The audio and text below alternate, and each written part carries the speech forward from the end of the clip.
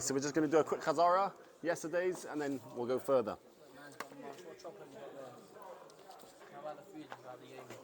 Leave some food here, we're going to run out. Hayashein tachas hamita basukkah. So we learned yesterday, chazara, someone who sleeps under his bed in the sukkah, lo yotzi dei chivasai, he's not yotze his chiyuv, that's Tanakama, full stop. Amar Yehuda, says Rabbi Yehuda, noegim hayinu, we had the minhag. She'ayinu yesheinim tachas hamita, we used to sleep under the bed, b'fnei hazikenim. She'ayinu yesheinim tachas hamita b'fnei hazikenim, we slept under the bed in front of the chachamim, in front of the zakenim, the chachamim, comma, v'lo yamru lana dava, and they didn't say anything to us, which was a proof, footnote, this is a proof that someone who sleeps under the bed in the sukkah is yotze his sukkah, yotze his chiyuv. Is that another pencil? Rabbi Yehuda's been chaylik Tanakama. Tanakama held to Tanakama. Yes, very good. Amar Reb Shimon, says Reb Shimon, Maisa, there was a story. B'Tavi Avdoi Shem Reb Gamliel, with Tavi, the servant of Reb Gamliel, comma. Shaya Yashein Tachas Hamita, he was sleeping under the bed, comma. Va'amar lehen Reb Gamliel, la Zakenim, Reb Gamliel said to the Zakenim. Now quote, this is what Reb Gamliel said to the Zakenim. Re'isem Tavi Avdi, can you see Tavi, my servant? Shotam Chacham, that he is a learned person, comma. V'yoidea, and he knows Avodim P'turim min HaSukkah, and he knows that Avodim are potter from Sukkah, and the reason, footnote, why Avodim are potter from Sukkah is because they are hukash, we learn out as the same as from women, and therefore, just like women are potter from Sukkah because the mitzvah says she has man groma, Avodim are also potter from Sukkah because the mitzvah says she has man groma. Now, carrying on Reb Gamliel, lefikach, therefore, said Reb Gamliel, Yoshin hu tachas hamita, because he knows that he's potter from a Sukkah, that's why he's sleeping under his bed in the Sukkah. So that's the close quotation, that's the end of Reb Gamliel, what Reb Gamliel said to the Zakenim. So now says Reb Shimon about what Reb Gamliel said to the Zakenim, and by the way, lamadnu, we have learned from what Reb Gamliel said to the Zakenim about Tavi, his servant, that someone who sleeps under the bed, lo yotze dei chavas, is not yotze. Why? Because he said about his servant that the reason why he can sleep under the bed is because he's potter from Sukkah, which would imply that if he'd be chayiv Sukkah, then he wouldn't be allowed to sleep under the bed, which is a proof to Tanakama that someone who's chayiv in Sukkah is not yotze if he sleeps under his bed. All good? Everyone good? Okay. So we just as a introduction to the Gemara, that sleeping under the bed in the Sukkah, footnote, sleeping under the bed in the Sukkah is not a problem just because the covering on top of him is the bed, not the Sukkah. It has to be its own oihel, its own enclosure to be considered that he's not in the Sukkah. Yeah, well, that we're going to see in a minute whether or not. Okay, v'haleka asara. Now, to be an oil for a person, to be its own enclosure for a person, it has to be at least 10 tefachim high. And the Gemara is taking on that a regular bed is not 10 tefachim high. So v'haleka asara, and by the way, asara is asara tefachim. Yes, they pointed out. There's no 10 tefachim underneath the bed, and if there's no 10 tefachim underneath the bed, then its own enclosure is not its own enclosure, and therefore someone who sleeps under the bed, even according to Chachamim, should be okay. What, 10 tefachim? Yeah, it's about that. Yeah, okay. That's what he wanted to do, I don't know. V'haleka, and v'haleka, there isn't. Asara. Asara is female, which is tfachim, and eser, which is lashon of male, is amos. With bigger, male, and stronger. Right. So v'haleka asara, there isn't 10 tfachim question mark. They said that every bed, they're assuming, because every bed is, so every bed was... Every bed was assumed, they assumed every bed is less than 10 tfachim high. For underneath, why? They didn't sleep, it wasn't normal to sleep under the bed, you meant to sleep on top of the bed. No, we're discussing a regular bed. He's sleeping under his bed. Why is he under his bed? I don't know, he wants to. Was it a question? Yes, v'haleka asara, there isn't 10 tefachim question mark. Teru Gemara Shmuel, so Shmuel answers it by explaining B'mit asara, that we are talking about a bed which is 10 tefachim high, full stop. So that's the first Gemara. Now we're going to move on to a whole new Mishnah and whole new halacha, which is not connected at the moment to our Mishnah, but it'll end up being connected at the end to the Mishnah. Tanan Hassam. We learn over there in the Mishnah. So this is a Mishnah in Arlois, and it's discussing that when you've got a space of a tefach by a tefach, the height of a tefach, and you've got tumah underneath that area, then any kalim or person that's underneath that area will also become tummy. So now, that's what that Mishnah is discussing. Says the Mishnah, Tanakama of that Mishnah, Echad chor, whether a hole, shechoruhu mayim, that it was made, a hole which was made by water. Choruhu mayim made the hole. Oy shrotzim, or animals, small animals made this hole.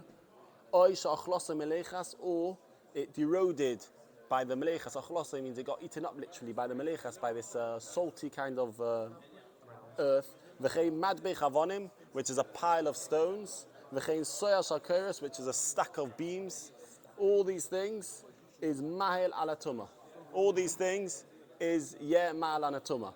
Now the chiddush we said yesterday of all of them is, most of them are not man-made at all. Either the water or animals. And stone and beams, which are made by a person, they're not made intentionally to be as an oil. They're not made to have a space of a tefach by tefach from tefach. They just ended up with that because of the way it ended up. The pile ended up being with that space in between. So all these Tanakama hold mahel al tumah. It's a good oil on the tumah, which means it causes tumah to be transferred, not transferred, but to go over to be metama other things which are under that same oil.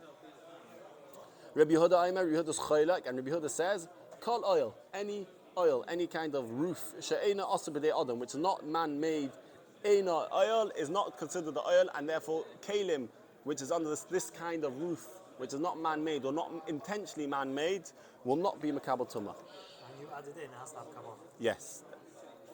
My time with Rabbi Yehuda, so now, that has to be intentionally made. You discussed this already. Made it to be a space as an oil. Not that he just made a pile and it ended up that there was a space between the bricks or the beams, which happened to have a space of tefach by tefach. So does that make sense? Because man-made normally has come on. Yeah, well, besides for this mad bechavonim. Yeah, but you didn't make that. You made the pile, you didn't make the space intentionally to have the space. My time with Rabbi Yehuda, what is the reason of Rabbi Yehuda that he says it has to be man-made and intentionally man-made? Ain't oil. My time with Rabbi Yehuda asks Gemara question mark. My time with Rabbi Yehuda full stop. My time with Rabbi Yehuda question mark. Yalif oil. He learns out oil mi mishkan. He learns out a gzeirah shava. It says oil in one place and oil in another place, and he learns out from Mishkan. Ksiv hacha zois. Ksiv hacha open quotation. It's a pasuk in Chukas. Zois Torah Adam Kiyamas Ba'il. This is the Zois Torah Adam Kiyamas Ba'il. This is the Torah. This is the parasha of someone who dies in oil, and that's where it says that any kalim which are under that same oil are matama. So it says here the word oil. Uksiv hasaman. It says in the parasha where Moshe Rabbeinu finished setting up the Mishkan, vayifros, and he spread out as the oil ala Mishkan on the Mishkan. So ma'ala halon, just like when Moshe Rabbeinu put the oil on top of the Mishkan, it was man-made and intentionally man-made. Ma'ala halon b'dei adam, afkan b'dei adam. So too over here. It was has to be intentionally man-made to be considered the oil that is going to transfer tumah full stop. Now, this is where we got to yesterday. Now we're going from here, new Gemara. The Rabbanon. Now, Rabbanon who hold that it doesn't have to be intentionally man-made. Why do they not hold of this oil? Why don't they hold of this gzeirah shava from Mishkan? Very Rabbanon and Rabbanon. Oil riba. So literally it just means oil. It says twice oil, and therefore riba, it's inclusive. Now if you look at the pot, very Rabbanon, and I don't know if it's a question mark or explanation, and Rabbanon, they explain oil riba. Even though we could have learned out from the Mishkan it has to be intentionally man-made, but because in the parasha of Tumas oil, it says lots of times oil. Zois Torah Adam Kiyamas Ba'oil, Kalabala oil, Chalasher Ba'oil. Lots of times it says oil. So look, it includes even non-man-made and non-intentionally man-made. Yes, so Rabbanon, oil, because it says so many times the word oil, it's including... It's man-made and not man-made. Even all of them, even not intentionally man-made, and that's why everything will be considered something which is going to transfer tumah onto the kalim. Full stop. Right. Now, the Gemara is going to go to a question that we now just told us from the Mishnah in Arlos, that Rabbi Yehuda needs to have a man-made, intentionally man-made oil. And the Gemara is going to bring a raya from another case that Rabbi Yehuda seems to hold in that other place, that he doesn't need to be intentionally man-made. Now, just as a hakdama for that question, there's something called para aduma. A para aduma is, they took the para aduma, a red cow literally, yes, and they burnt the para aduma. They then took the ashes of that, put it into water, and then they sprinkled it on someone who became Tomei. Right? Now, the person who had to burn that paraduma had to be Toho. And Chazal wanted it to be very, very strict about the tumah of that person who's burning the paraduma. Complicated, for example, in this Midrash, no one's going to be taught. Yes, it's going to be very complicated. We're going to have to find a paraduma, and we're going to have to sort out all the kohenim to make them Torah. Well, we might have tumah hutcha b'tzibah, which means when lots of kohenim are tomei, then we can just do it by tumah. It's fascinating. People will come back. No idea exactly. Probably. Anyway, so we want to make sure this guy's 100% Toho, so we went to new levels of precautions to make sure this guy's Toho. Now, we've got the ashes from all the paraduma we've got in the Beis HaMikdash. That was sorted, right? So we've got that in the Beis HaMikdash. We now need to get the water to sprinkle on the person who's burning the new paraduma. Because he becomes Tomei afterwards. Because he's going to become Tomei afterwards, but the main reason why we want him is because we want him to be 100% Toho. Right? So we're going to get water, meichatos, we're going to get water, put the old paraduma's ashes in it, sprinkle it on the kohen, and that new kohen can now get a new paraduma and make the ashes. So that is the introduction. So you can put as a footnote that we're extremely precautious when it comes to the kohen who burns the paraduma. Right, so the thing that we're going to try and avoid, you'll see, is that we're worried that people are buried underground and we don't know about it, which is unlikely, and we're going to make it very, very, very, very unlikely that even if... Nowadays, it's quite likely. Nowadays, I don't know about in the olden days, but anyway, we're going to make sure it's very unlikely and that he's guarded even if it is, he's shielded even if it is, even if someone is buried there. But let's go through. So now, we have to just make sure, we just said that Rabbi Yehuda said that you're not allowed to have a non-man-made oil. So, V'sava Reb Yehuda, does Reb Yehuda hold kol oil, any enclosure, she'enoi osui b'dei adam, which is not man-made? Eino oil is not oil, question mark. And now we're going to ask Ura Minhu. So Ura Minhu is when we're asking a question from a brisa, I'll ask you a stira from a brisa. Chatzeiros hoyo benuyos b'Yerushalayim al gabe asela. So again, we want to make sure that this kohen who's bringing the mechatos, who's bringing the water for the paraduma's ashes, is 100% Toho. So we built a garden, listen to this, how far we went. We built a garden on top of a stone. Now the Mefarshim on the Mishnah say this stone wasn't just a regular stone. We found a rocky mountain, which was, these are rocks from the creation, since the beginning of the world, since the creation of the world. So it's highly, highly unlikely someone's even buried underneath this stone, because these are stones that have been here since the creation. So Chatzeiros, garden, Hayo Benuyos b'Yerushalayim, were built in Yerushalayim, where Al Gabe Hasela, on top of a rock, which was there from Brias Ha'olim. You can put as a footnote, Al Gabe Hasela, on top of a rock, and this rock is a rock that we can see has been here since the creation of the world. And therefore it's very unlikely that there's a person buried underneath this rock. V'tachteim chalal, we made underneath it, v'tachteim, underneath it, chalal is a hole.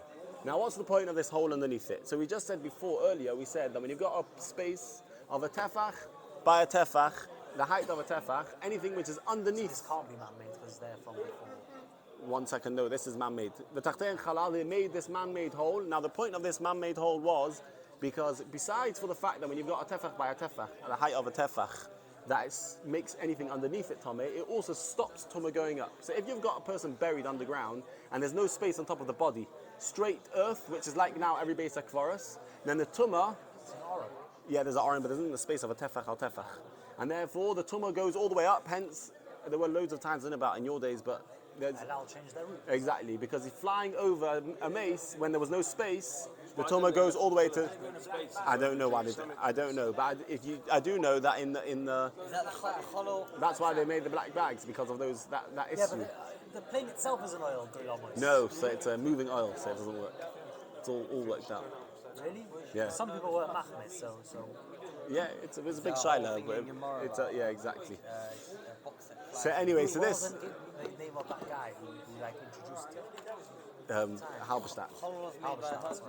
Anyway, so now, besides for the halacha of Tumah being transferred when there's a space of a tefach, it also blocks, if there is a space of a tefach, it blocks Tumah going upwards. So I don't know if you know that in Eretz Yisrael, then there's a bunch of Jews there who like making issues, that whenever they build buildings, they come along with bones and they say there's bones here and you're not allowed to build here.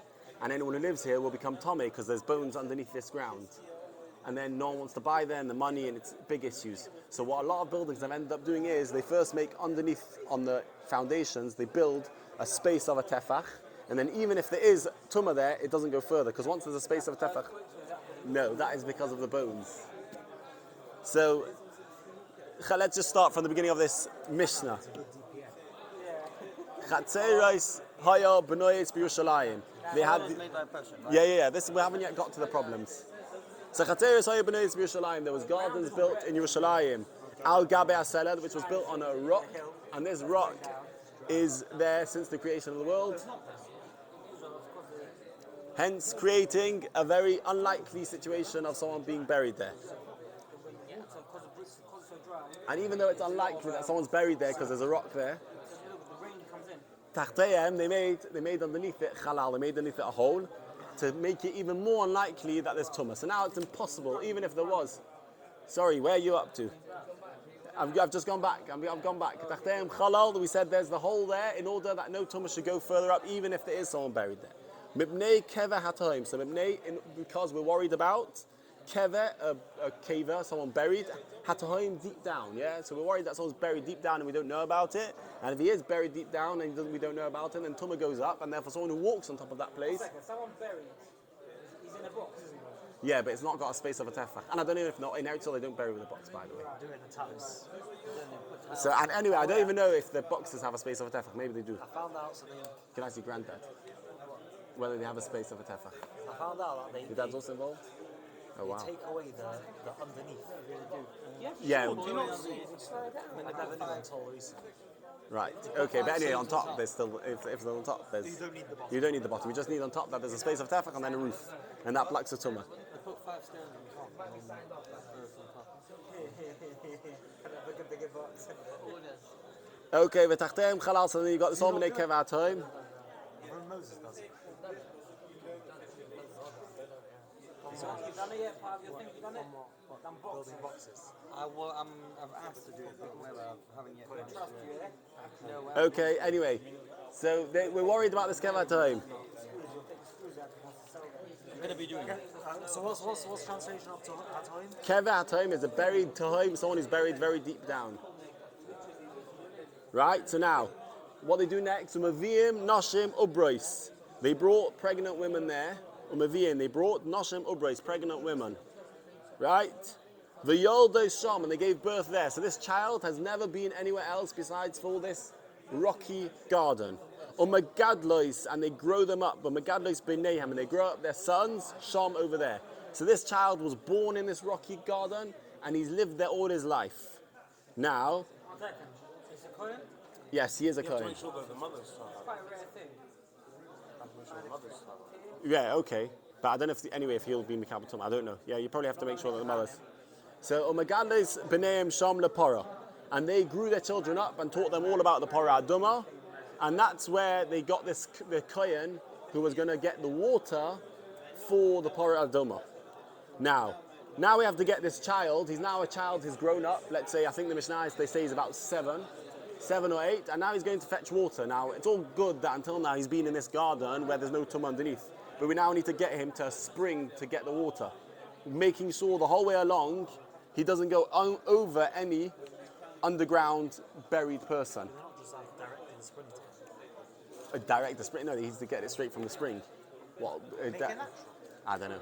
Why can't they just It was make too that- complicated. Why Yeah, it's can't- too Why complicated. can't they just make something with the tefach and What, the whole way along, the whole road? where did he live? No, but they need where he lived. They wanted to get it on a rock that was there from the creation, since the creation of the world. Okay. So Magadlis b'neim sham lepara, and they grew up their children there for the Parah Aduma. Umaviin shvarim. Yeah, and they grew up their children there for lepara in order to help with the Parah Aduma. Let's just do Umaviin shvarim. So now they need to get this child to the water. They bring oxen. Umaviin, they bring shvarim or ox. The algabein, and they lay on top of the ox dolosos. Yes, if you imagine an ox, and on top of it is a big flat board, which is a delis, a door, and the child sat on top of that delis. So now we can already imagine what is the oil blocking this child while he goes down the road? The door. This flat door is an oil, and that's blocking. It's a flat, big piece of thing. When it comes to oil of tumah, you just need the roof. So you've got here So the door obviously is a tefach. Because it's wide. off the ground. It's definitely a tefach. It's all the way on the top of the back of the parah. 1 second. You're very good. Very good. That's what Rabbi Yehuda's going to say. Okay, Valgabean delossos, and on top of these was the delossos, and these delossos you could put in a footnote. Valgabean delossos, and on these top of these doors were oil mafsik. It's called. They were something which blocks tumah. Vertinoikos, and these children, Yoshvin al Gabehan, they used to sit on top of these delossos, and now we're sure that no tumah has gone up to them because the deles, this door, is going to block the tumah. Okay, let's just finish off Tanakama. The koisos shel even, they had stone cups. Koisos is cups, shel even made out of stone. Footnote, the reason why they had to have... It's not like Yes, exactly. They used... No, but we don't care about that. We don't care about kibbul tumah. We care about it being a mafsik. Nothing is nothing. Because in case this cup touched something somewhere else. No, that's later on. Why does he have to hold it up? He needs to fill up the water in a minute. Right, and it's of stone because it's not... In case we don't want this stone to have ever been makabel tumah. If someone touches the door, then it could have been makabel tumah. Yes. I don't know. Is the shiluach a spring? A shiluach is a spring, yes. Why do the cup then? If we're so worried, why do the cup? The store should have been stone as well. No, I mean it. No, he's asking good. I've got even better question. Why didn't they make a stream run to where Yeah, that was his question earlier. I don't know if it was practically possible to do that. I don't know. Translate shiluach to Hebrew. Shiluach, a spring. I have to think about that. I'll tell you in a second. Yeah. The koisos shel even made out of stone. Extra precautions they took. Bidehem, they had stone cups in their hands. So now higiu l'shiluach, they arrived. Higiu, they arrived. L'shiluach means to the spring. Yordu l'soich hamayim umilum. Now that he went down, yordu l'soich hamayim. He didn't stay on the ox. He got off the ox. Why didn't he just send it down with a rope? Because this man Dama holds that there was a halacha in the Mei Chatos, this water that was collected for the Parah Aduma had to be hand drawn, and it cannot be done with a rope. And therefore, Yordo, he went down, l'soich hamayim, into the water. And the Mefarshim explained the reason why we're not worried about it is because it's very, very, very unlikely anyone's buried underwater. Sorry? Yeah, Yosef, he wasn't buried. Yeah, true. But it's unlikely that someone regular is buried underwater. No, Moshe picked up Yosef. Umiluam. So now they umiluam and they filled up with water. Va'olu, and he got back up. V'yashvu lahem, and he sat back down onto the ox. Full stop. So that is all Tanakama. Good. Chazara.